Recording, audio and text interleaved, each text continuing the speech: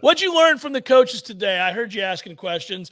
I could see what you were getting at with time of possession and all of that. What is it that stood out to you about what Mike or Alex or anybody had to say today?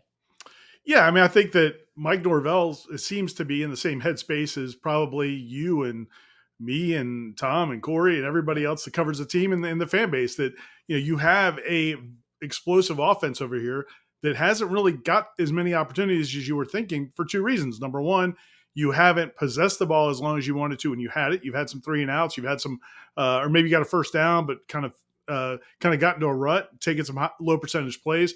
And then on the other side of it, probably the bigger issue is you haven't been able to get teams off the field. And teams want to possess the ball because they don't want your offense on the field. So, and he's clearly all over that, and that clearly was a big point of emphasis during their bye week. So I think you'll see that manifest in a couple ways, and one of them defensively is I do think they're going to try to force the issue a little bit. He was quick to say that doesn't mean always blitzing, but it also means maybe dictating the terms a little more than they have. And then on the other side of the ball, I think that I bet they've kind of worked on some things running game wise. In terms of figuring out exactly what some of these guys could do. And if they get Robert Scott back, Maurice Smith apparently is clearly healthy, totally healthy now. Jordan Travis sounds like he's getting closer to 100%. Now you may see the offense that you thought you were going to have all year. And if that's the case, that may solve some of those issues in the running game by itself. It'd be huge. I mean, I really think Jordan's health is principally at play here, because when he's healthy, he's going to run. There's no chance we watch this guy just not run all year long. I mean, he's had very few called runs, and then he won't run when he scrambles. So it's clear that he was protecting himself, which is fine, and protecting that shoulder and whatever else if he was dinged. But if he gets right and you can utilize him, we've seen how that opens up the offense. And I posited last hour, Ira, I think he's a better passer when he's running the football as well. When he's involved as a runner, I think everything opens up for him. I agree 100%. And I know some people feel like, listen, you've got these wide receivers. Let's just kind of spread the field and start chucking it all over the place. But not only is he a better passer, I think, when he's running, but I also think the offense just becomes much more dangerous. Yes. Now the defense has to respect that run. If Jordan Travis shows he's a threat as a runner, that makes life so much better for Trey Benson, makes life so much better for the other running backs, the offensive line, and then also that eventually that passing game, because now defenses have to respect it. So, yeah, man, I think that's going to be a big deal. I also think it helps that you're not going to see Clemson again. And that, that defensive front was as good as they're going to see all year until maybe they make it to the playoff again. And I just think that if they can unlock that, I think it would change everything for the offense. Yeah, and then I think they may have accidentally figured out who they have to be on defense. Teams have kind of forced them to figure that out with the halftime adjustments that Adam's been able to make. And to his credit, on the one hand, he's made those adjustments. On the other hand, you'd like to see it carry over from week to week, and it really hasn't, at least not to start games. But I have a sense they will be aggressive. I know what you're saying. They're not going to blitz all the time. But I think they are going to be in a very aggressive front. I think they're going to have their guys play upfield. Let's go. This sitting back stuff is not who they are. And I'd rather them give up a big play while being aggressive than let a guy get confidence picking you apart while you're in zone. It drives me nuts watching it. I have a feeling they'll be much more aggressive for the remainder of this season. Yeah, and I mean, Adam Fuller admitted it, that their corners, their defensive backs in general, have to be better about playing tighter coverage. So even in the plays where we don't feel like they're being very aggressive, you can still play tighter coverage. Sure. They have not done that. And then the other thing I thought was interesting today was when we talked about Akeem Dent, Adam Fuller brought it up on his own. And then later when I asked him about Akeem Dent possibly coming back this week, which he could, which would be a big deal. It's a guy who started 32 games at safety. If you get him back, that would be big as well. He hasn't played since early in the Southern Miss game, but he went right back to challenging the young DBs and how badly they want to get those guys on the field. And I think they're at a point where they've got, Conrad Hussey and KJ Kirkland and Quindarius Jones and some of those guys in the secondary who are impressive freshmen. I think he's really challenged them this week to say, listen, don't just assume you're a backup, so this is a wasted year. Fight, get in there, make us play you.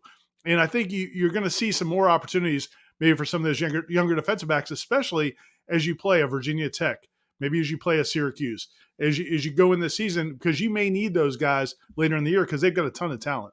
Well, and that's the main thing too. I think the reason he wants those guys at corner and safety to be able to get out there and force them to play him is because their upside's better than who you have out there. Frankly, I mean it is long For the term most part. upside Yeah. is better, and they're longer, they're more athletic, they're good football players who I think have a chance to be very good. But they got to get out there, and I can see why he's challenging them because somebody can emerge from that. That's one of those positions where a freshman can really aid your team. There aren't too many where a true freshman can come in and make an impact on your team. But that's a position they can. If you have that length and athleticism, and they do, you just got to know scheme. You just got to know what they're doing. Really, the only reason they haven't been out there is because they don't know what they're doing when they get the chance. Right, 100%. And in these games, you had such a tough first month.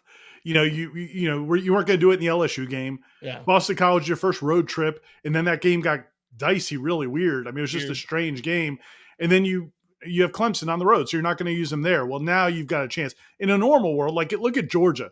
They had basically 3 preseason games. You could do some of that early in the year. Florida State, because of the schedule, didn't have those opportunities.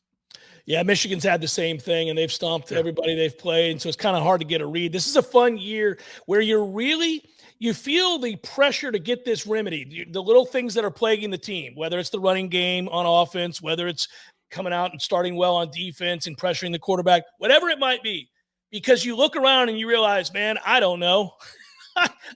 There's like 15 teams that could win the national title right now. Like every one of us, I think Florida State has serious flaws, but they could fix them. I think this team over here has serious flaws, but they could fix. There's a lot of these type teams. Normally, you and I are like, well, ain't nobody beating this team. Nobody's beating that team, right? That's not the case this year at all. Not at all. And the only teams that have looked dominant, really Michigan's about it. It's because they haven't played anybody. Georgia looked that way until they had played somebody with a pulse. And Auburn's not great. They're a decent team. And so you look at Southern Cal, the second half of that game against Colorado. I mean, those were on both sides of the ball. The offense didn't look good. Once they got out of rhythm, and the defense didn't look good at all, obviously. So, I mean, a team with no defense, is that a team that you can't beat?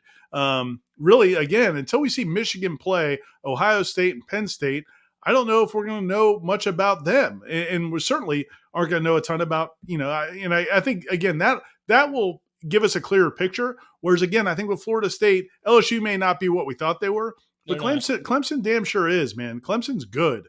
And I think that Clemson will finish the year strong, and that win will help us. I will say, I think Texas is good.